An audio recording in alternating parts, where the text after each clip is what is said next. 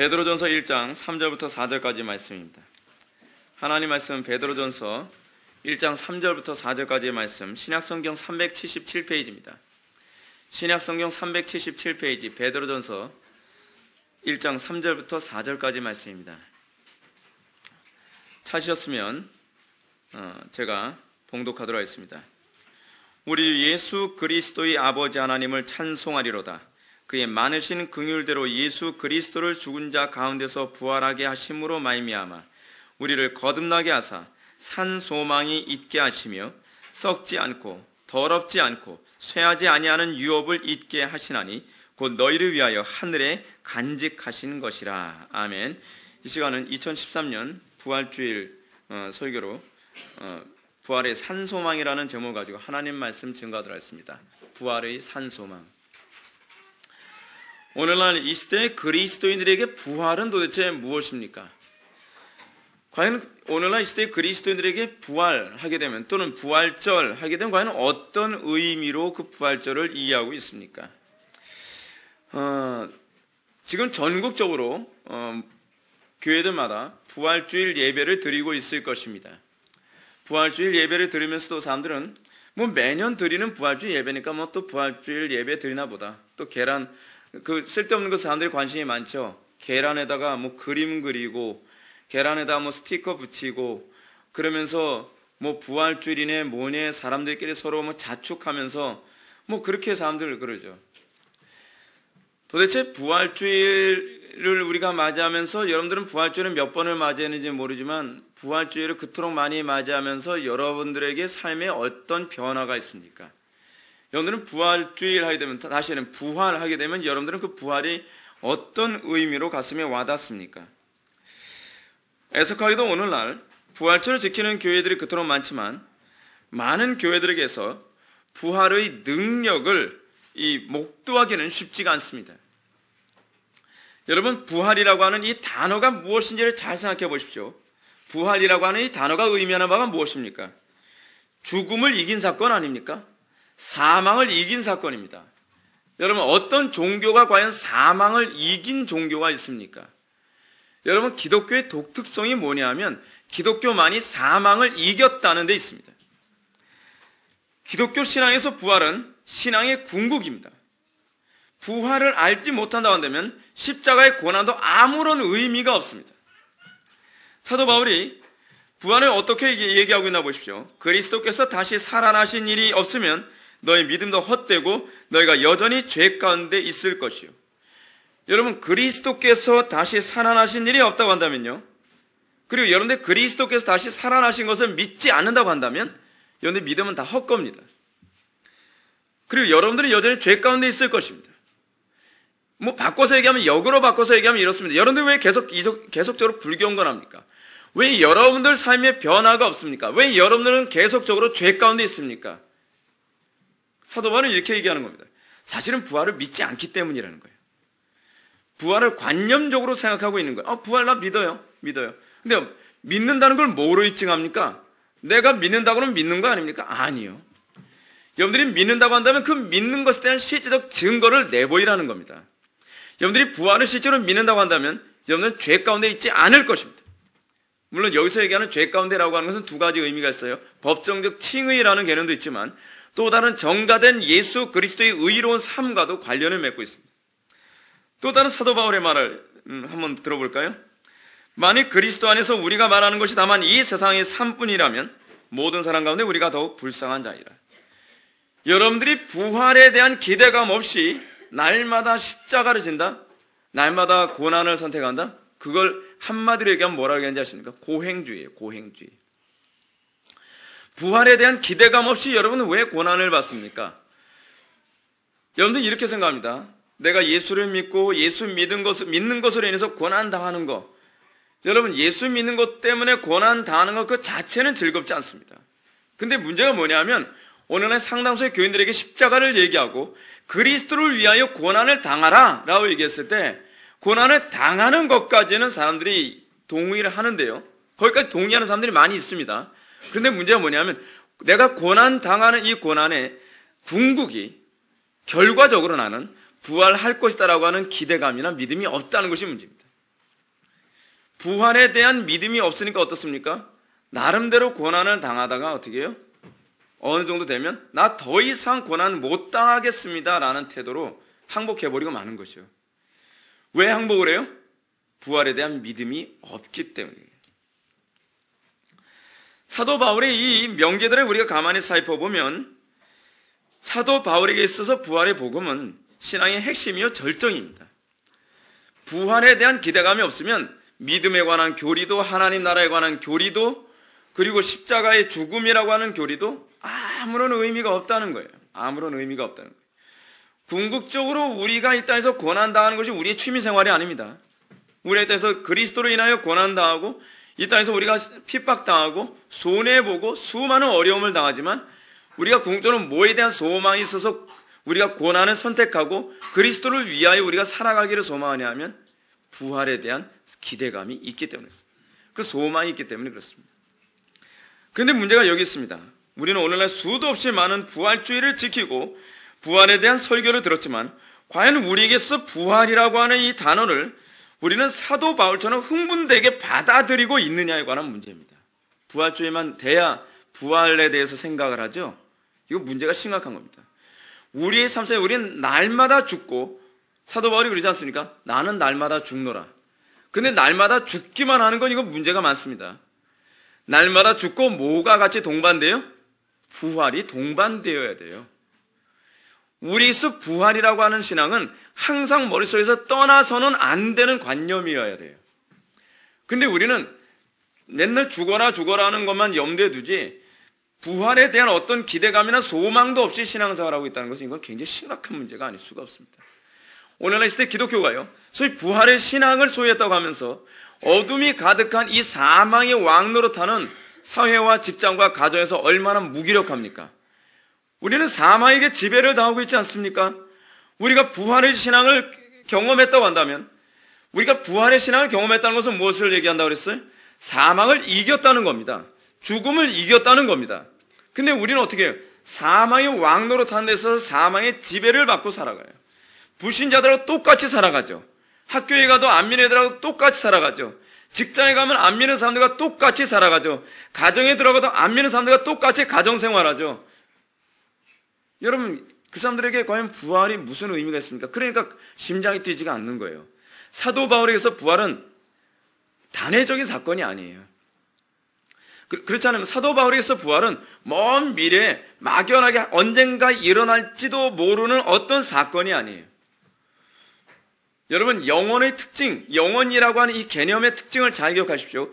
영혼은요, 과거에 종속되지 않고 현재에 종속되지 않으며 미래에 종속되지 않습니다. 이게 영혼의 특징입니다.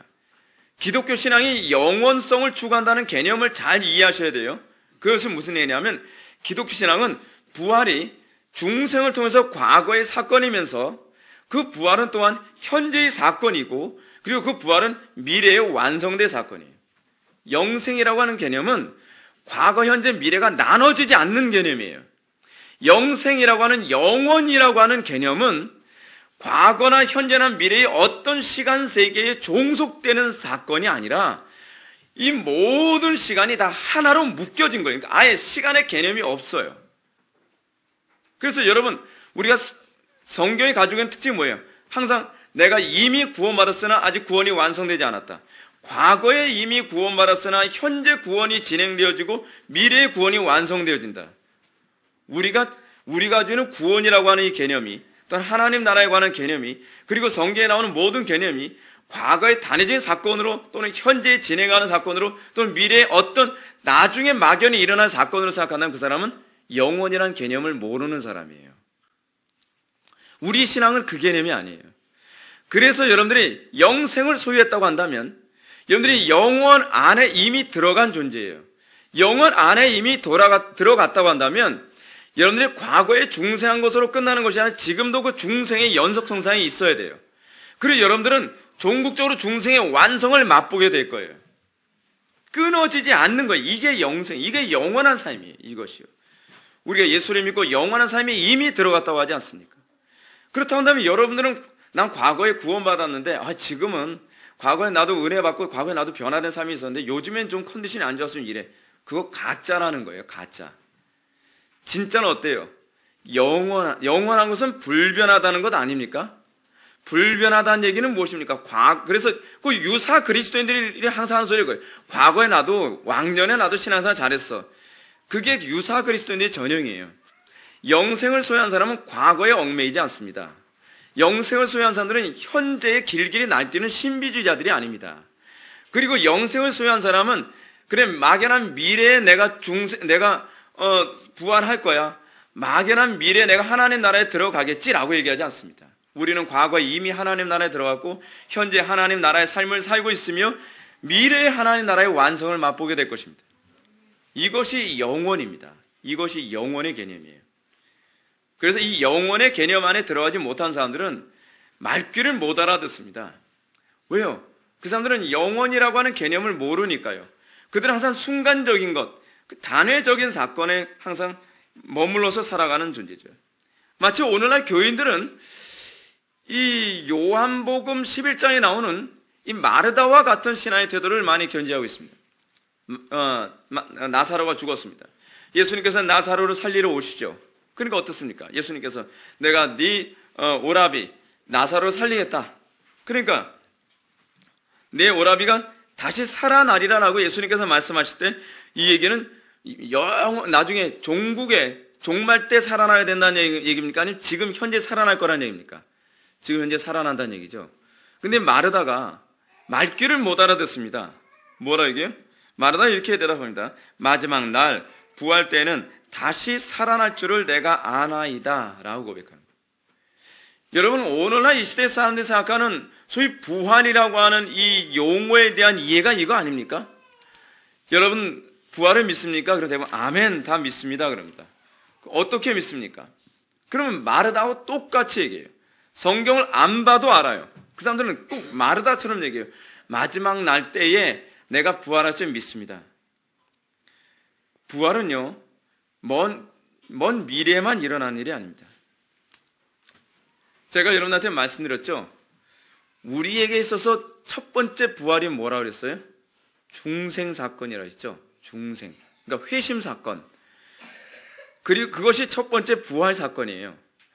그리고 첫 번째 중생에 참여한 자, 회심에 참여한 자, 이 첫 번째 부활에 참여한 사람만이 어디에 참여해요? 영원한 부활인 마지막 때에 일어날 부활에 참여한다는 것이죠. 그러면 잘 보십시오. 과거의 한 사건으로서 여러분들은 부활을 경험했습니다. 근데 이게 애매모호해요. 여러분들은 중생했는지 안 했는지 중생은 여러분 어때요? 우리가 의식할 수 있는 사건이라는 거예요? 아니면 우리의 무의식에 작용한다 그래요? 무의식에 작용한다 그러죠. 그러니까 이거 가지고 갖다 붙이기 좋아하는 사람들이 이거죠. 지금 나에게 변화된 삶이 없어도 저는요 마지막 때에 부활을 좀 믿습니다. 막연하게 이렇게 얘기하죠. 근데 성경은 아니죠. 그렇게 얘기 안 하죠. 성경은 뭐라고 해요? 지금 현재 너의 삶 속에 부활의 증거가 나타났냐고 계속적으로 그 뼈아픈 질문을 던집니다. 과거에 중생했다면, 과거에 첫 번째 부활을 경험했다고 한다면 지금 현재 부활의 연속선상에 있느냐고 여러분들에게 질문을 던집니다. 그리고 여러분들 삶 속에 날마다 부활의 연속선상에 있는 사람들만, 제한적이죠. 이 사람들만 무엇을 기대하고 무엇을 소망하며 무엇을 확신할 수 있어요? 종국적으로 있게 되어질 마지막 때에 있을 부활을 확신할 수 있는 특권이 그들에게만 주어져요. 이것이 성경이 우리들에게 가르치는 바예요. 그래서 하나님께서는 그 부활을 우리의 삶 속에 날마다 실현시킴으로써 장차 부활의 때에 부활을 확신케 하시는 그런 분이십니다. 오늘 본문 말씀은 어떤 배경을 가지고 있느냐? 졸지 말고 여기를 보세요. 네, 여기를 보세요. 오늘 본문이 의미하는 바는 무엇이냐? 오늘 본문의 배경은요, 네로의 박해 당시에 베드로가 글을 쓴 겁니다. 편지 쓴 거예요. 네로가 박해를 받고 있었던 그 당시 많은 그리스도인들에게 소망을 주기 위해서 가장 첫 번째로 다뤘던 얘기가 무엇이냐면 부활에 대한 소망을 가지고 고난을 당하라는 것입니다. 오늘 보면 3절의 말씀을 한번 보실까요? 3절 말씀 다 같이 한번 읽어보시겠습니다. 시작. 우리 주 예수 그리스도의 아버지 하나님을 찬송하리로다. 그의 많으신 긍휼대로 예수 그리스도를 죽은 자 가운데서 부활하게 하심으로 말미암아 우리를 거듭나게 하사 산 소망이 있게 하시며. 아멘. 사도는 지금 네로의 극심한 박해 가운데 있는 성도들을 향해서 거룩한 성부 하나님을 찬송하라라고 얘기하고 있습니다. 우리 주 예수 그리스도의 아버지 하나님을 찬송하리로다. 지금 여기서 의도적으로 사도 베드로는 삼위일체를 이렇게 구분해서 지금 언급하고 있습니다. 그래서 성부를 먼저 언급합니다. 성부의 어떤 부분을 찬송하라는 겁니까? 여러분, 제가 이 어떤 부분을 찬송하라고 하는가라고 하는 이 부분을 얘기하기 전에 저는 이 부분에서 여러분들에게 좀 충격적인 부분을 한 가지 지적하고 싶은 게 있습니다. 사도는요, 지금 네로 박해 당시에 굉장히 고통받고 있는 그 성도들에게 그들을 위로하는 방법이 우리하고 다르다는 겁니다. 우리들 같으면 어떻게 합니까? 얼마나 힘들겠어요. 하나님의 위로가 있길 바라요. 뭐 이런 식의 시덥지도 않은 방법을 가지고서 위로해 주려고 하지 않습니까? 요즘 대부분의 교회들 보면요. 그 어떻게 하든지 이 고난이 빨리 종식될 수 있도록 피해갈 수 있는 방법 한번 강구해 봅시다. 아니, 베드로는 지금 다른 접근을 하고 있습니다. 오히려 베드로가 지금 여기서 얘기하고 있는 위로가 무엇입니까? 성부 하나님의 작정하심을 얘기하고 있습니다. 그래서 지금 베드로가 첫 번째로 언급하는 그 고난 가운데 있는 성도들, 네로의 극심한 박해. 여러분, 네로의 극심한 박해가 어느 정도인지 여러분 상상할 수 없죠. 우리가 아는 그 박해하고는 다른 박해입니다. 굉장히 끔찍한 박해입니다. 그렇게 끔찍한 박해를 당하고 있고 가족들이 뿔뿔이 흩어지거나 내가 보는 눈앞에서 자녀들이 죽거나 또는 부모가 죽는 그 처참한 상황 가운데 있는 성도들에게 베드로는요, 뭐라고 얘기하냐면 하나님을 찬송해야 되는 거예요. 아버지 하나님의 찬송하라라고 얘기합니다. 왜 성자께 대한 찬송이 아닌 성부 하나님께 대한 찬송을 성도들에게 권면하고 있겠습니까? 그 이유는 극심한 박해 가운데 있는 성도들에게 무엇보다 필요한 것은 이 모든 일이 하나님의 선하시고 지혜로우시고 하나님의 가장 탁월하신 의도에 의해서 작정되어져서 그것이 그들에게 주어졌다는 것입니다. 허락되어진 사건이라는 겁니다. 여러분, 그래서요, 딴 건 몰라도 하이델베르크 그 교리문답 제1문은 우리 신앙의 유일한 위로라고 하는 것으로 정말 우리가 묵상을 많이 해야 될 부분입니다. 하이델베르크 요리문답 제1문이 우리들에게 뭐라 얘기합니까? 우리들에게 과거나 현재나 미래나 우리로 하여금 항상 위로가 되는 것은 유일한 위로는 무엇입니까? 하는 얘기가 뭐예요? 성부 하나님의 작정하심이죠. 여러분들이 원치 않는 사건이 터집니다. 여러분들이 원치 않는 현실을 맞이했습니다. 여러분들이 원치 않는 박해와 고난과 어려움 가운데 있습니다. 이런 인생의 난제 문제를 만났을 때 베드로도요, 하이델베르크 요리문답이 얼마나 정확하게 사도들의 권면을 잘 정리했는지 잘 보여주죠. 그대로 여기서도 얘기하고 있어요. 하나님 아버지께 감사하라. 그 아버지께서 비록 자녀들이 고통 가운데 있지만 가장 선하시고 지혜로우시고 그리고 가장 자비로운 방법으로 그들에게 이 모든 것을 작정하시고 허락하였노라 라고 얘기했다는 것입니다. 이것이 그들에게 위로입니다. 얄팍한 얼마나 힘드십니까? 성령님의 위로가 여러분들 있기를 바랍니다. 심리적인 그런 위로, 그런 위로를 아주 하고 있지 않습니다. 성경이 우리들에게 주는 위로는 신학적인 위로입니다. 하나님의 작정하심에 대한 믿음이 있어야만 위로가 되는 위로를 합니다. 오늘날 왜 설교를 들으면서 위로가 안 되고 맨날 찌른다, 맨날 상처를 준다, 왜 자꾸 이런 소리가 나오죠? 하나님의 작정하심을 믿지 않기 때문에 그게 위로가 안 되는 거예요. 같은 설교를 들어도 어떤 사람은 위로가 되는데 왜 누구는 위로가 되지 않느냐? 하나님의 작정하심과 하나님의 선하심과 하나님의 그 인격에 대한 믿음이 없으면 하나님의 말씀은요, 불신자들에겐 아무런 위로가 되지 않아요. 이게 복음의 특징이에요. 이것이 복음의 특징. 그러니까 많은 사람들이 이러지 않습니까? 내가 오늘 설교 통해서 내가 위로받기 위해서 왔는데 위로가 아니라 오히려 상처만 받고 왔다. 설교자가 문제가 아니라 그 사람이 문제입니다. 그 사람이 하나님 말씀 믿음으로 받지 않으니까 그게 상처가 된다, 찌른다, 뭐한다, 사람을 괴롭게 한다, 뭐한다 이 소리가 자꾸 나오는 거예요. 하나님의 작정하심이 위로가 되어진다면 고난을 피하는 것이 문제가 아니라 그 고난 가운데 하나님께서 나에게 주시고자 하시는 하나님의 선하심의 의도를 더욱더 바라봄으로써 그의 믿음의 수준이 깊어지게 된다는 것을 믿으시기 바랍니다. 그렇습니다. 오늘날 이 시대의 교인들이 현실에 당면한 극심한 고통의 문제를 해석하려고 할 때 가장 중요한 태도는 무엇이냐면 모든 일을 오류 없이 그리고 모든 일을 선한 의도에서 모든 일을 지혜롭게 그리고 모든 일을 완벽하게 오류 없이 주관하시는 하나님에 대한 이 믿음에서 출발해야만 여러분들의 인생의 모든 난제를 바르게 해석할 수 있게 되어집니다. 이 부분에 대한 믿음이 없으면 여러분들의 삶의 문제는 해석이 안 됩니다.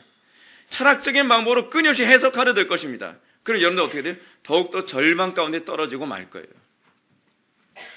그러므로 베드로는요, 그들에게 지금 네로의 박해로 극심한 피비린내 나는 눈물을 흘리고 있는 그들을 향해서 무엇을 권면하고 했냐면 하나님의 작정하심과 계획에 대해서 감사하고 그분을 찬양하라라는 말로 이 베드로 후서를 시작하고 있습니다. 우리하고 정말 수준이 다르죠. 우리하고 굉장히 다릅니다. 후서입니까? 전서입니까? 전서를 이렇게 시작하고 있습니다. 그러나 오늘날 이 시대 교회는 하나님의 행하심에 대한 찬송과 감사를 망각한 지 오래됐습니다. 이걸 망각하면 신앙은요, 바르게 가지 않습니다. 우리 신앙의 출발은 여기서 시작되어집니다. 이것에 대한 분명한 믿음을 가지고 우리의 믿음이 성숙해 나가는 것입니다. 오늘날 시대 교회는 현실의 문제를 바르게 해석하는 데 실패하고 말죠. 오늘날 시대 교회가 하나님의 주권에 대한 감사와 찬송으로 인생의 문제를 차분하게 해석하려 들지 않으므로 광야 이스라엘 백성들처럼 애굽의 것들을 뒤돌아보는 죄악에 빠지고 맙니다. 여러분들이 잘 기억해야 할 것이 이것입니다. 여러분들의 인생을요, 여러분, 출애굽을 해가지고 홍해 바다를 건너서 가나안 땅에 다이렉트로 가게 되면 한 며칠 정도 걸린다 그랬죠? 10하루길 정도 걸린다 그랬죠? 그게 가나안 땅으로 가는 가장 최단 거리거든요. 근데 문제가 뭐냐 하면 이스라엘 백성들이 그들에게 거짓된 위로를 주는, 그리고 하나님의 선하심과 작정하심에 대한 신뢰를 가지고 그들이 현재의 문제를 해석하도록 돕지 않는 그런 거짓된 선지자들과 같은 10명의 정탐꾼의 말에 귀를 기울이게 됐을 때 그들에게 어떤 문제가 발생합니까? 그 10하루길이면 갈 수 있는 거리를요, 40년간 뱅글뱅글 돌게 만드는 거예요. 여러분들 귀에 달콤하게 얘기하는 설교자들 따라다니지 마십시오. 인생을 40년을 돕니다. 10하루길이면 갈 수 있는 길을요, 정말 인생을 40년을 돌고 돌다가 머리에 허해져가지고서 천부요 의지 없어서 손 들고 옵니다. 그거 비참하지 않습니까? 너무 여러분들 사욕을 조칠 스승을 따르려고 하지 마십시오. 많은 사람들이 인생을 그렇게 허비합니다. 하나님의 말씀이 비록 내 뼈가 아프고 내 살이 아픈 것과 같은 말씀이다 한다 할지라도 그 말씀이 하나님의 뜻에 부합하면, 그리고 그 말씀을 우리가 인격적으로 하나님께 받아들이면 10하루길이면 도착하는 게 하나님 나라입니다. 우리가 하나님의 말씀을 믿음으로 받는 것이 얼마나 복된지 이것만 봐도 알 수 있지 않습니까? 자, 그러면 여러분은 다음과 같은 질문을 던지고 싶을 겁니다. 우리는 과연 무엇 때문에 하나님께 감사해야 합니까? 물론 우리는 이 질문을 받게 되었을 때 제가 누누이 말씀드리는 것처럼 하나님의 선하신 주권과 섭리라는 관점에서 보면 되겠죠. 근데 저는 이 부분보다 오늘 본문에서 사도 베드로가 우리들에게 얘기하고자 하는 좀 더 본질적이고 좀 더 구체적인 부분을 여러분들과 같이 나누고자 합니다.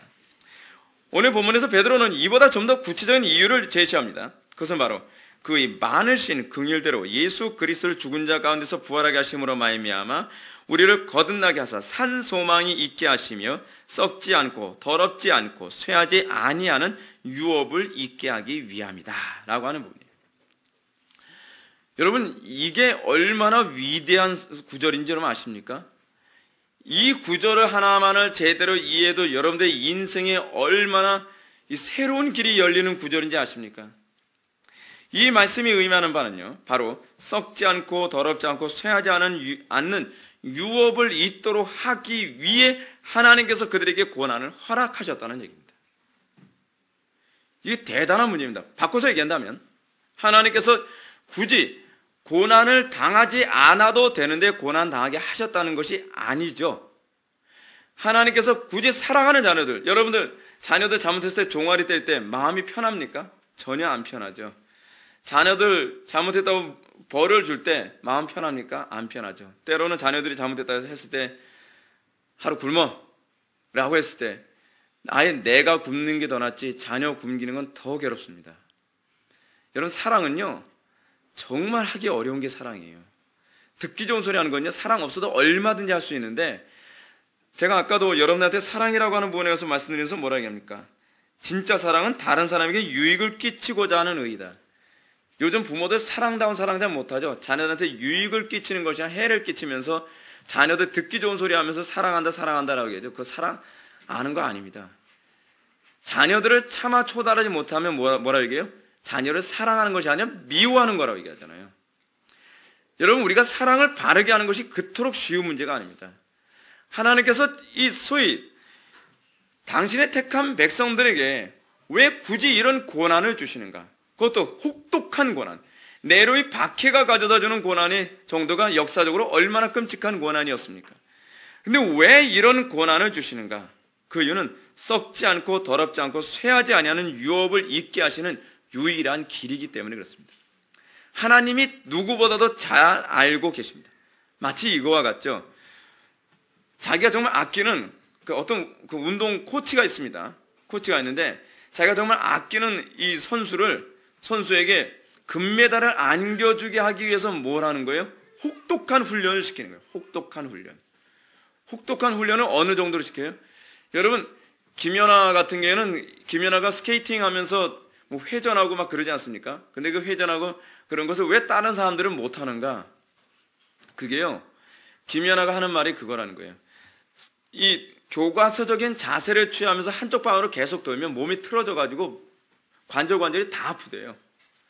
그래서 그것을 트레이닝하고 난 다음에, 연습하고 난 다음에는요, 관절을 원상태로 돌리기 위한 고통스러운 이 지압을 다시 받아야 된다는 거예요. 그러니까 대부분의 이 운동선수들이 회전을 할 때 일종의 트릭을 사용한대요. 그러지 않으면 관절에다 무리가 가니까. 근데 여러분, 네가 정말 금메달 따야 돼. 네가 이번에 정말 이 전 세계에서 최고라고 하는 피겨 여왕이라고 하는 이 명예를 얻기 위해서는 이렇게 하면 안 돼. 교과서적으로 해야 돼. 김연아는 또 그걸 잘 따라왔겠죠. 잘 따라왔겠죠. 그것 때문에 아프지만, 그리고 괴롭지만, 당사자도 괴롭고 훈련시키는 코치도 괴롭지만 그렇게 하는 거예요. 조금 편하고 여러분 아무런 메달도 따지 않게 하는 것이 사랑입니까? 아니죠. 아니죠. 기왕에 훈련하는 것, 최고의 영광을 얻도록 혹독하게 훈련하는 것, 그렇게 하면서 그 영광에 참여하도록 만드는 것. 하나님께서 왜 그의 사랑하는 자녀들에게 이런 고난을 주시는가? 장차 올 영광이 이 현재의 고난하는 것은요, 좋게 비교할 수 없을 거라고 성경이 얘기하고 있는 것처럼 그 영광의 위대함과 그 영광의 탁월함을 우리들에게 선사해 주시기 위해서 때로는 내가 사랑하는 자들을 잃거나 때로는 내 생명을 잃어버리는 그 순간까지도 하나님께서 허용해 주신다는 사실입니다. 그렇습니다. 현재의 고난은 장차 우리에게 나타난 영광과 비교할 수 없다는 이것에 대한 감각이 있다면 우리는요, 찬송하리로다 라고 하는 이 베드로의 이 가르침이 아멘이 될 것입니다. 제가 이렇게 말씀을 드린다면 여러분들은 이런 질문을 던지고 싶을 것입니다. 아니, 하나님께서는 전능하시다고 하시면서 굳이 사랑하는 자녀들에게 이런 고통을 안겨줘야만 이런 것이 주어지는가? 제가 여러분한테 이 부분에 대해서 말씀드린다고 한다면 한마디로 얘기하면 예스입니다. 예, 이거밖에 방법이 없습니다. 왜요? 궁극적으로 사도 베드로가 우리들에게 얘기하는, 이 사도께서 우리들에게 얘기하는 이 영광이라는 것이 무엇이냐면요, 부활이기 때문에 그렇습니다. 그럼요, 논리적으로 따져봅시다. 부활을 경험하려면 뭐가 먼저 와야 되죠? 죽음이죠. 어쩔 수 없어요. 부활의 그 영광, 현재 고난, 장차 우리에게 나타난 영광과 비교할 수 없는 그 영광이 우리에게 주어지기 위해서 우리에게 우선적으로 주어질 수밖에 없는 것은 죽음이에요. 죽음. 그러므로 우리가 하나님께서 우리에게 주시는 하나님의 선하심을 우리가 믿어야만 합니다. 하나님께서 그것밖에는 선택할 수 없는 거예요. 하나님께서 가장 선하시고 가장 올바른 선택하고 계신다는 걸 우리가 믿어야만 합니다. 이걸 믿는 것이 믿음입니다. 다시 3절의 말씀을 들어보십시오. 사도는 말합니다. 그의 많으신 긍휼대로 예수 그리스도의 죽은 자 가운데서 부활하게 하심으로 말미암아 우리를 거듭나게 하사 산 소망이 있게 하시며 라고 언급하고 계십니다. 사도는 지금 로마의 극심한 박해로 인해 고통받고 있는 성도들에게 하나님께 감사해야 될 이유를 부활을 통해서 거듭나게 하는 산 소망이 바로 그 이유다라고 얘기하고 있습니다. 본절에서 부활이 수식하는 것이 무엇인지를 잘 보십시오. 얼핏 보기에는 예수 그리스도를 죽은 자 가운데서 부활하게 하심이 거듭나게 하사를 주로 수식하고 있는 것처럼 보일 수 있을 겁니다. 그러나 사실은 이 부분에 수식하는 것은 산 소망이 있게 하심입니다. 이것이 굉장히 중요한 부분입니다. 다시 말해서 사도는 지금 죽음이 극심한 고난 가운데 있는 성도들에게 죽음의 절망이 그들을 기다리고 있는 것이 아니라, 뭐가 기다리고 있는 것이 아니에요? 죽음의 절망이 기다리는 것이 아니라 산 소망이 기다리고 있다 우리들에게 얘기하고 있는 것입니다. 이게 불신자들과 우리들과의 소위 우리의 인생을 해석하는 안목의 차이입니다. 불신자들은 어떻습니까? 고난이 극심하게 오면 어떻게 해요? 아, 난 죽었구나. 죽음과 사망의 그들에게, 절망이 그들에게 다가온다 해석을 하지만, 그리스도인들은 믿음의 안목으로 이 삶을 해석하게 될 때에, 소위 제가 아까 말씀드렸죠. 하나님의 주권에 대한 믿음을 가지고 인생을 해석하게 되면 인생의 해답이 다르게 해석되어진다 그랬죠. 지금 어떻게 해석되어진다는 거예요? 사도 베드로는요, 이 극심한 고난 가운데서 절망과 그리고 이 죽음이 아니라 산 소망이 너희들을 기다리고 있다라고 얘기하고 있다는 사실입니다. 이게 믿음입니다. 이게 믿음. 이것이 성부 하나님의 은총 가운데 가능하게 돼가고 있다라고 지금 논증하고 있는 것입니다. 그렇습니다. 성도가 이 세상에서 환난을 당하고 어려운 가운데 있고 이로 인해서 핍박 가운데 있지만, 그리고 인생의 수많은 난제들을 계속적으로 만나지만, 여러분들이 하나님의 선하심과 하나님의 작정하심, 이 모든 것이 하나도 하나님의 뜻에서 벗어나고 일어나는 일은 없다 그랬죠. 우리가 그것을 믿는다고 한다면 우리가 가져야 되는 것은 절망과 좌절이 아니라 산 소망이어야 된다라고 베드로는 우리들에게 권면하고 있는 것입니다. 즉 성도는 예수의 부활에 대한 부활에 이미 연합되어 첫 부활의 열매를 맛본 존재라고 한다면, 우리가 이제 그 부활에 또다시 우리가 어떻게 참여할 것인가를 지금 베드로가 우리들에게 얘기해 주고 있습니다. 성도는 이미 옛사람은 죽고 새사람은 다시 태어난 사람들입니다. 그리고 이런 은총은 제가 아까도 말씀드렸던 것처럼 단회적인 과거의 사건만이 아니라 이제 너희들이 거듭날 때 얻었던 그 산 소망이 있지 않느냐. 어떻게 너희들이 산 소망을 얻었느냐. 극심한 고난 가운데 거듭나는 것을 통해서 어떻게 해요? 그 은혜를 맛봤던 것처럼 첫 번째 부활을 그렇게 참여했죠. 이것을 여러분들이 맛봤다고 한다면 여러분들이 이제 또다시 여러분들이 극심한 고난 가운데 있을지 모르나 또 다른 산 소망이 있는데 삶 속의 날마다 부활을 연속적으로 경험하게 될 것이라는 겁니다. 어떻게 해요? 그리스도의 형상으로 화해지는 것. 그리스도의 형상으로 화해지는 것이 우리가 삶 속의 날마다 반복하여 얻게 되어지는 부활입니다. 옛사람은 후패하고 새 사람으로 다시 태어나는 것. 이것이 사도 바울이 우리들에게 얘기하는 권면했던 내용하고도 그대로 일치하지 않습니까? 이러한 은총은 그래서 단회적인 사건이 아니라는 것입니다. 성도에게 옛사람의 죽음과 새사람은 다시 부활함, 다시 말해서 거듭나는 사건은 현재도 계속 진행 중에 있는 것입니다. 그래서 칼빈은 뭐라고 해요? 중생은 단회적 사건이 아니라 반복적 사건이다라고까지 얘기하는 이유가 바로 거기 있는 거 아닙니까? 처음에 우리가 중생한 사건은 뭐라고 표현해요? 그래서 그거를요, 회심이라고 표현하고, 처음에 우리가 중생할 때는 회심이라고 얘기한다면 그 중생은 반복적으로 일어나는데, 반복적으로 일어나는 이 중생을 통해서 여러분들에게 뭐가 나타나요? 그리스도의 형상으로 날마다 뜯어 고쳐지는 것이죠. 날마다 여러분 삶 속에서 굳은 마음이 제해지고 부드러운 마음이 신겨지고, 또 굳은 마음이 제해지고 살 같은 마음이 또 신겨지고, 그래서 여러분들 날마다 어떻게 해요? 그리스도를 닮아가죠. 옛 성품의 장사를 지냄, 그리고 그리스도 안에서 그리스도와 연합되어진 새로운 성품으로 연합되어짐. 여러분, 이것이 여러분들의 가장 귀한 유업이라고 믿어진다면 여러분들이 현재의 고난이 장차올 영광과 좋게 비교할 수 없도다라고 하는 말을 이해하게 될 것입니다. 문제는 무엇이냐면 오늘날 상당수의 그리스도인들이 내가 그리스도의 영광에 참여하는 것을 별로 소중하게 여기지 않는다는 게 문제입니다. 내가 그리스도의 지혜에 참여하고 싶은 열망에 막 사로잡혀 있는 사람에게만 현재의 고난이 장차나에게 올 영광과 좋게 비교할 수 없다고 얘기하겠죠. 내가 그리스도의 선하신 성품에 참여하는 것을 정말 사모하는 사람만이 현재의 고난은 장차 올 영광과 좋게 비교할 수 없도다라고 고백할 수 있겠죠. 내가 그리스도의 그 강인함과 내가 그리스도 안에서의 그 능력과 그리스도 안에서의 그 탁월함을 소유하는 것을 최고의 영광이라고 여기는 사람만이 현재의 고난은 장차 올 영광과 좋게 비교할 수 없다라고 하겠죠. 근데 문제가 뭐냐면 오늘날 우리가 부활에 대한 아무런 욕구가 없는 이유는 우리는 사도 바울이 얘기하고 있는 것처럼 말이에요. 마지막 때의 현상은 뭐라고 얘기합니까? 사나우며라고 얘기하잖아요. 그리스도의 온유함을 소유하는 것을 영광으로 삼기보다는 세상 사람들의 사나움을 담는 것을 너무 좋아해요. 그리스도의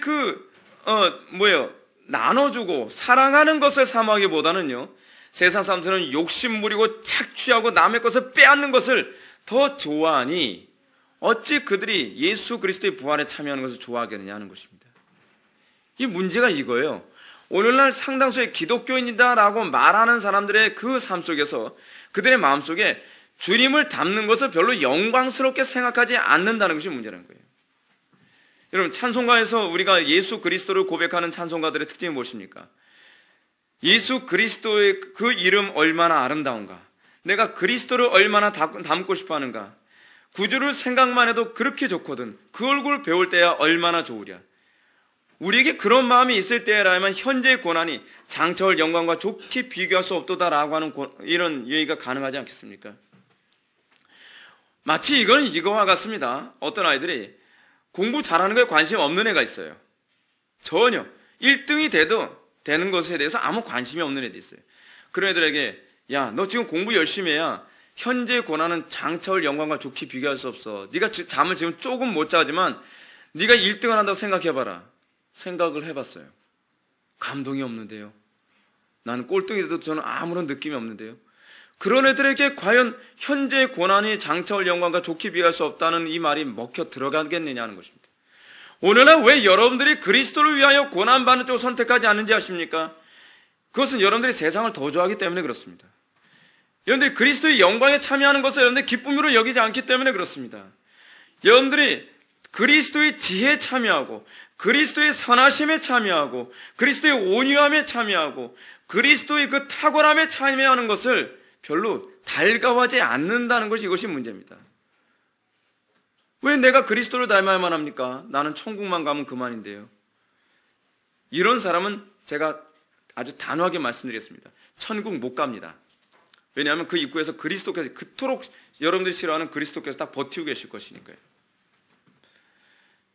여러분들이 세상을 좋아하고 여러분들이 마귀를 좋아하고 그리고 이 세상의 이 죄악됨을 여러분들이 더 담기를 원한다고 한다면 여러분들에게 영원한 하나님 나라는 아무 상관이 없습니다. 왜요?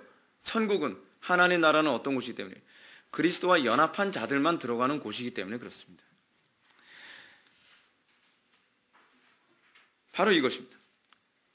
사도가 사람들에게 고난당하게 있는 그들에게 극심한 고난을 위해서 가족들과 뿔뿔이 흩어지기도 하고 그리고 육신적인 고난을 당하고 있는 그들을 향해서 그들에게 위로를 얘기하고 있는 것이 바로 그겁니다. 썩지 않고 더럽지 않고 쇠하지 않은 유업, 뭐예요?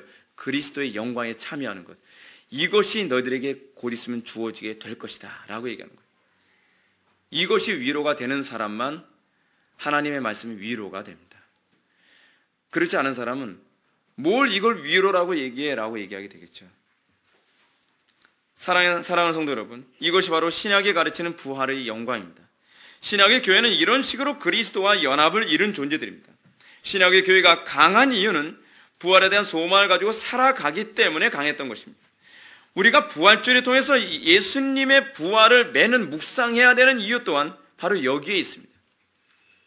우리가 매년 부활주의를 통해서 우리가 부활을 묵상해야만 하는 이유는 신약의 교회들이 너무나 자주 이 부활의 영광이 어떻게 우리들에게 주어지는가를 전혀 이해하지 못하고 있기 때문에 또 이것을 자꾸 망각하기 때문에 그들에게 매년 이것을 되새기게 해주는 이 효과가 있습니다. 개인적으로 그 개혁주의는 부활주일이다 사순절 이런 거 원래 안 지킵니다. 근데 원래 개혁주의가 이걸 안 지킴에도 불구하고 부활주의를 제가 굳이 지키는 이유가 무엇이냐? 이것을 지킴을 통해서 여러분들이 부활이 무엇인지 매년 이해할 수 있는 기회로 삼다는 차원에서 여러분들 신앙에 유익이 되기 때문에 그렇습니다. 우리 개혁주의는 부활주의를 지키면 안 되는 아닙니다. 그렇게 율법주의적 개념이 아니에요. 부활주의를 하나의 절기로 지키는 것이 오히려 가톨릭주의로 갈 수 있는 위험성이 있다라는 거예요. 그러나 오히려 부활주의를 통해서 그리스도의 부활에 대해서 더 정확하게 이해를 시킬 수 있는 기회로 삼다고 한다면 이것 또한 개혁주의는 얼마든지 수용할 수 있는 영역입니다. 그러면 이제 우리는 이 놀라운 부활의 영광이 우리에게 어떤 식으로 나타나는가, 이걸 좀 여러분들에게 나누고자 합니다. 제가 오늘 얘기하고자 하는 가장 중요한 것이 바로 여기에 있습니다. 그것은 우리에게 주어진 고난 가운데 주님의 말씀 앞에 여러분들의 정과 육을 십자가의 못 박음으로 나타난다는 것입니다. 이것을 이해하기 위해서 우리는 그리스도와 연합의 교리를 다시 한번 묵상해야만 합니다. 제가 요즘 자주 여러분한테 가르치는 부분이죠. 즉 하나님께서 우리를 그리스도와 연합시키기 위해 고난을 주시고, 고난을 안 주시고서는 그리스도와 연합이 돼요, 안 돼요? 안 돼요. 이거 굉장히 중요한 부분입니다. 고난 없이 그리스도와 연합될 수 있을 것이라고 착각하지 마십시오. 그렇게 되지 않습니다. 그렇다고 한다면 하나님께서는 우리에게 고난을 주시지 않으셨을 것입니다.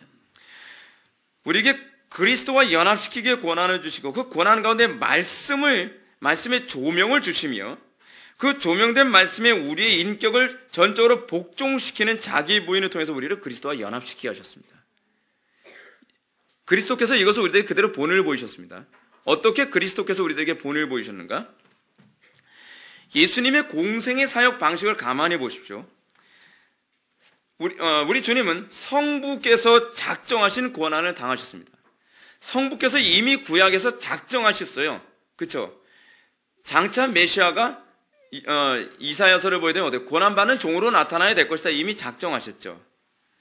그리고 그 고난은 아버지 하나님께서 구약의 말씀을 이루기 위한 것이었습니다. 그리고 그 말씀을 다 이루시기 위해 그리스도께서는 고난을 당하셨고, 그리고 그 말씀을 완성하시기 위해 우리 주님은 구약의 예언된 말씀에 그대로 복종하심으로, 순종하심으로 그 말씀을 성취하시죠.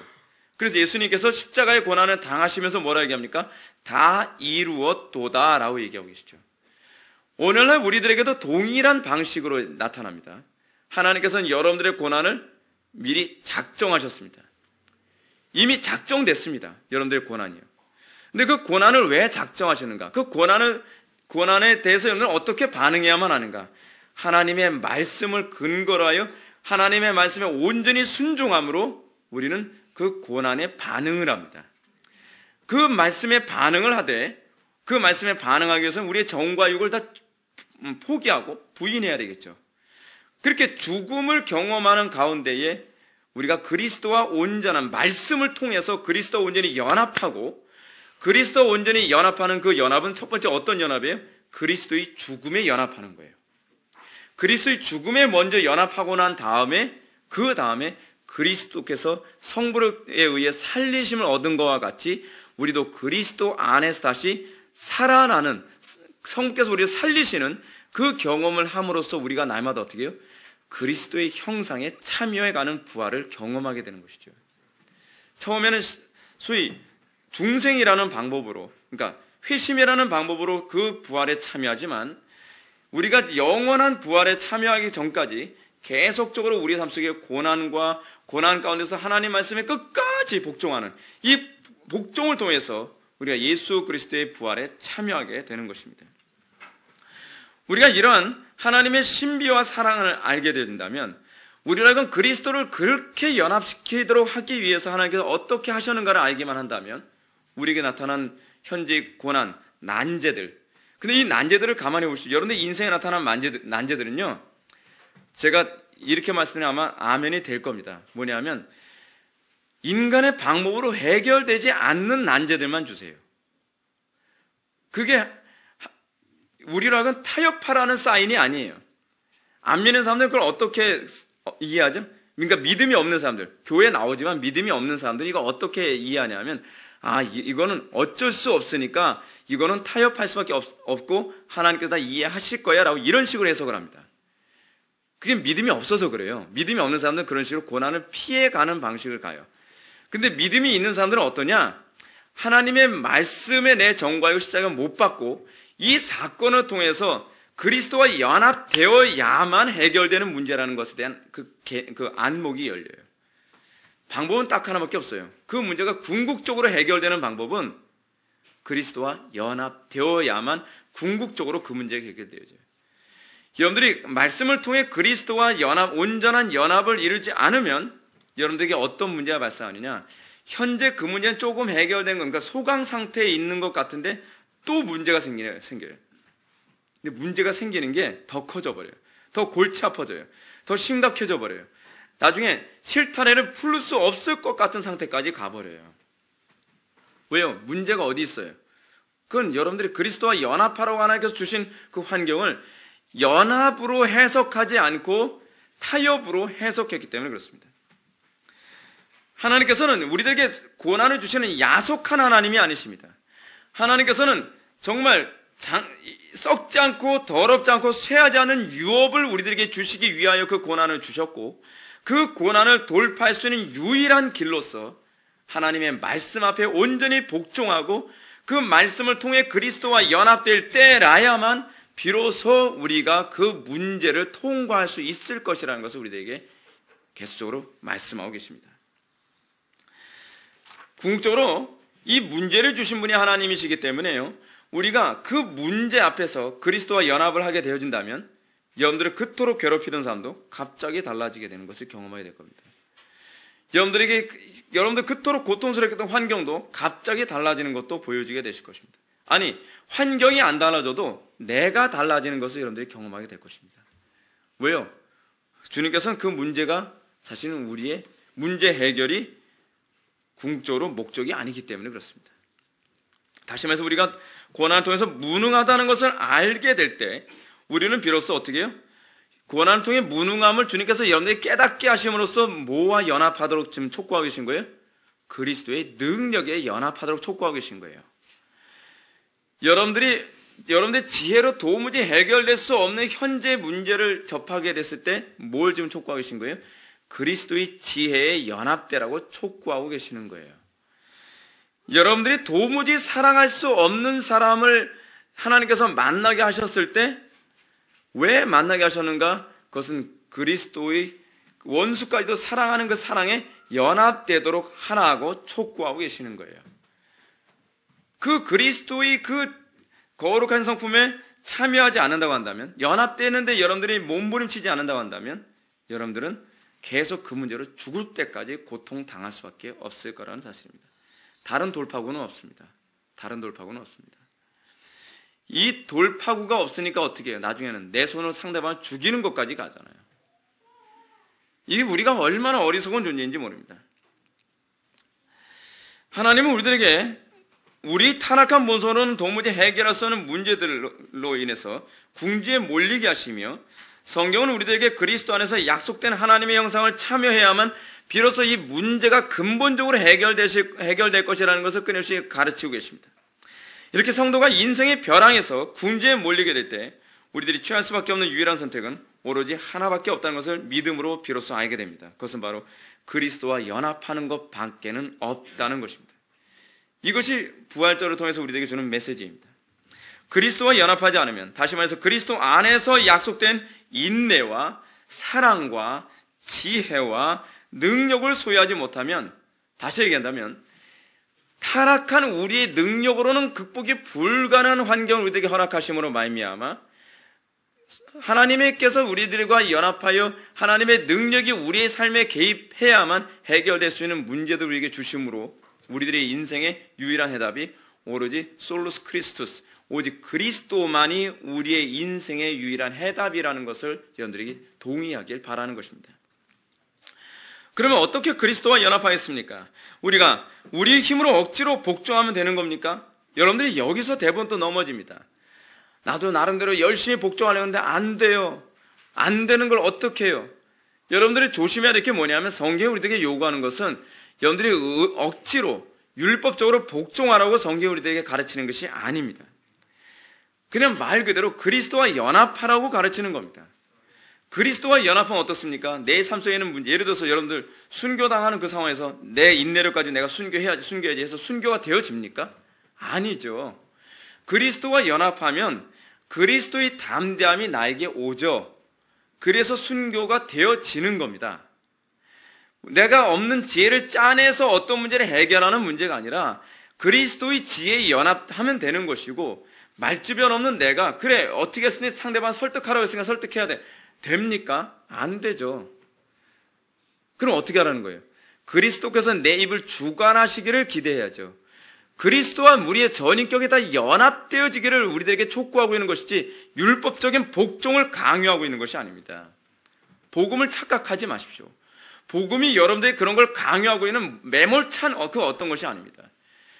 중요한 것은 그리스도께서 여러분들과 함께하기를 원하신다는 겁니다. 예수님께서 제자들을 부르신 이유가 뭐라 했어요? 나와 함께하고 전도도 하게 하기 위해서. 주님께서 여러분들을 부르신 목적이 뭐예요? 여러분들과 함께하기 원하는 겁니다. 근데 문제는 뭐냐면 여러분들은 그리스도를 제외하고 율법을 지키려고 한다는 것이 문제예요. 그리스도를 제외하고 여러분들이 나름대로 종교 생활을 하려고 한다는 것이 문제예요. 그러니 어때요? 항상 실패하죠. 그러니까 항상 더 어려움에 처하죠. 그러니까 항상 더 패배의식만 빠지죠. 그러니까 항상 더 어떤 문제가 발생해요? 예수 믿는 거 너무 어렵다, 너무 어렵다 그러죠. 너무 어려운 게 아니에요. 불가능한 거예요. 예수 믿는 건요, 불가능해요. 불가능하게 하셨어요. 아예. 왜요? 그리스도와 연합해야만 가능하게 하셨기 때문에 그렇습니다. 그래서 신앙에서, 우리 기독교 신앙에서 강력하게 순교해 가면서 우리의 신앙의 선배들이 지켜냈던 교리가 뭡니까? 솔라 피데, 오직 믿음으로만 이래요. 믿음이 뭐예요? 믿음이라고 하는 것은 내가 믿습니다 해서 믿어지는 게 아니죠. 믿음이 뭐라는 거예요? 믿음은 하나님께서 우리를 그리스도와 연합시키시는 하나님의 수단이라 그랬잖아요. 우리가 믿어진다는 것은 내가 그리스도와 연합되어진다는 겁니다. 그러니까 마치 내가 내 힘으로 도무지 감당할 수 없는 사람을 만나야 되는데, 그 사람을 만났는데 내가 두렵지 않은 마음이 생기는 것은 내가 당당해서가 아니라 그리스도의 담대함이 내 속에 임했기 때문에 그런 거예요. 그게 믿음이에요. 그게 믿음. 믿음이 들어와야만 그렇게 돼요. 믿음이 들어올 때는 담대해져요. 그래서 여러분, 구약에서 이스라엘 전쟁에서 그들에게 믿음이 없음의 가장 전형적인 특징은 뭐라 얘기합니까? 두려움이라 했잖아요. 두려움. 구약에서 이스라엘 백성이 전쟁에서 항상 승리하게 되는 패턴이 뭐냐면 그들에게 담대함이 오는 거예요. 담대함. 그래서 믿음이 아니어서는 결코 우리는 그리스도와 연합할 수 없습니다. 행위로 구원을 받으려 하지 말라고 얘기하는 이유가 바로 거기 있어요. 갈라디아서 3장 10절에서 왜 자꾸 행위에 의존돼서는 안 된다라고 자꾸 얘기하느냐. 그것은 행위에 의존된다는 것은 그리스도를 배제한 내 힘으로 구원을 추구한다는 개념이기 때문에 그렇습니다. 다시 본문으로 돌아가서 우리가 본문의 가르침으로 돌아가서 생각해 봅시다. 하나님께서 무엇 때문에 당시의 성도들에게 고난을 허락하신 거라고 합니까? 썩지 않고 더럽지 않고 쇠하지 아니하시는 유업을 잊게 하기 위해서라고 얘기합니다. 그렇다고 한다면 오늘날도 성도들에게 고난과 난제를 허락하신 이유는 바로 거기에 있는 것이죠. 다시 말해서 고난과 난제를 해결하는 데 궁극적 목적이 있지 않아요. 착각하지 마십시오. 문제 해결하러 들지 마십시오. 하나님께서 여러분들의 삶 속에 궁극적으로 원하는 것은 그 문제가 아니라 문제를 통해서 그리스도와 연합하는 것입니다. 그렇다 해서 율법적인 어떤 사람을 만드는 데 있지도 않습니다. 여러분들이 도덕적인 존재로 만드는 것으로 만족하는 교회들이 있는데 그것 또한 잘못 가고 있는 것입니다. 교회의 궁극적 목적은 여러분들이 도덕적인 존재로 만드는 데 있지 않습니다. 복음의 궁극적 목적은요, 여러분들을 그리스도와 연합한 존재가 되게 하는 데 있습니다. 하나님의 의도는 그리스도와 연합하게 하는 데 있죠. 하나님께서는 성도들을 그리스도와 연합시키는 이 은총 가운데 들어가도록 하기 위해서 인생의 고난과 난제를 허락하시는 것입니다. 여러분, 고난과 난제가 아니고서는요, 여러분들은 그리스도와 연합하기 위한 몸부림을 치지 않습니다.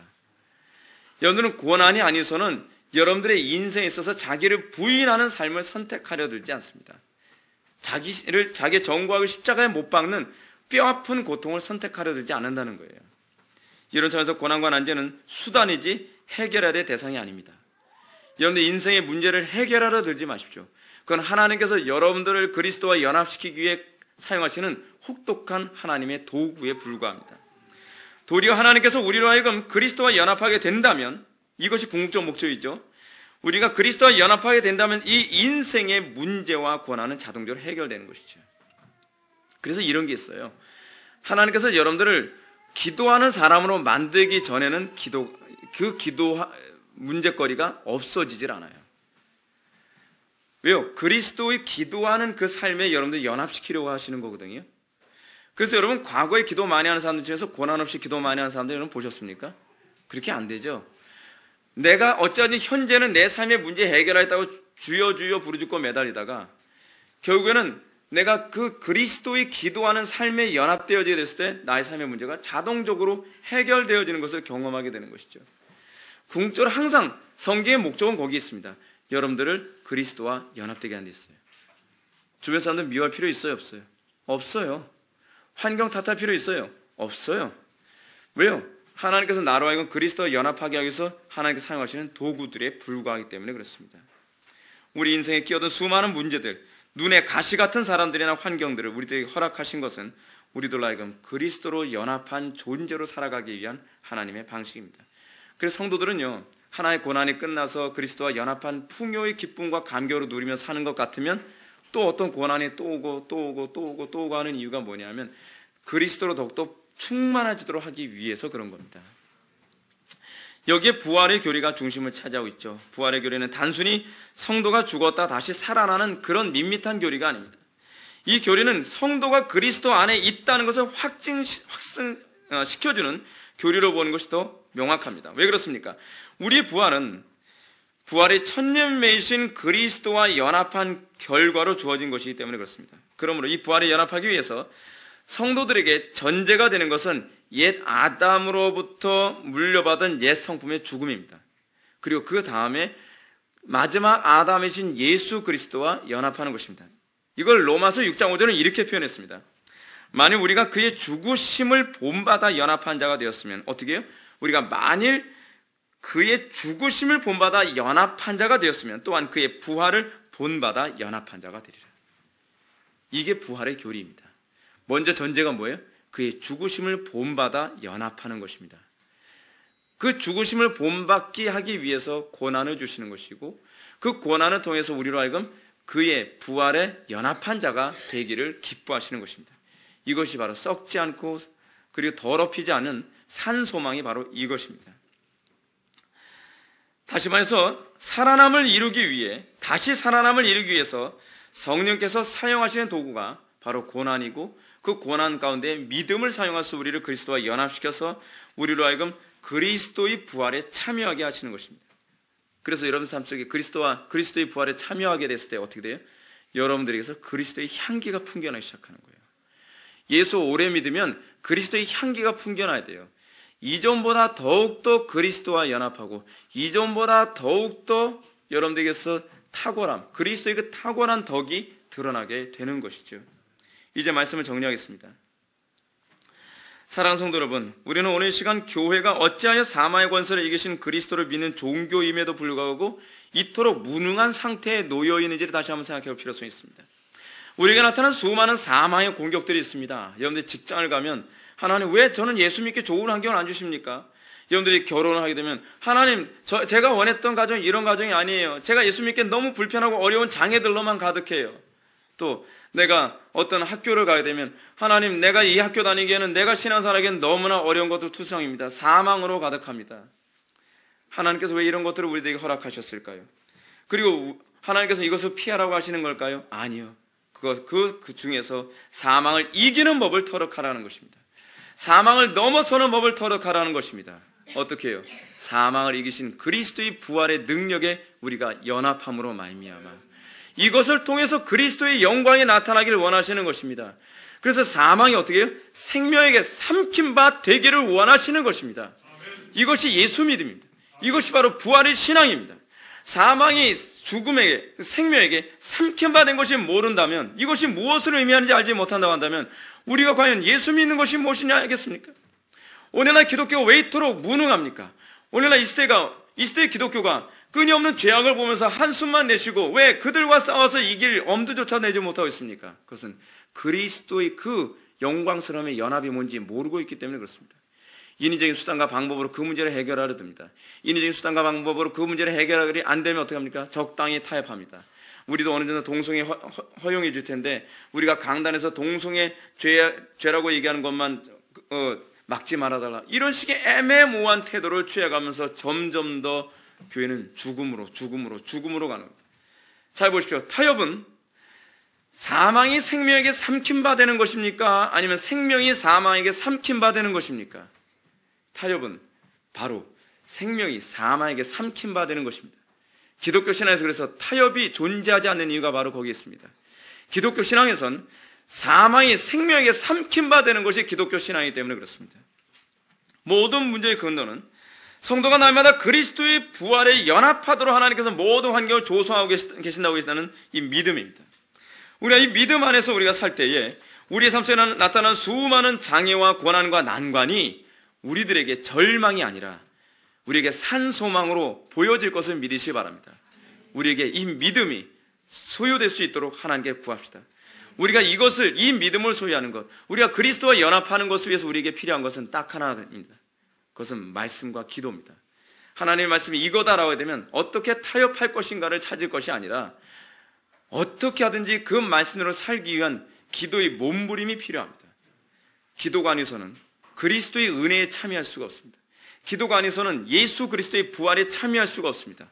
예수님께서 본을 보이셨습니다. 어떻게 본을 보이셨죠?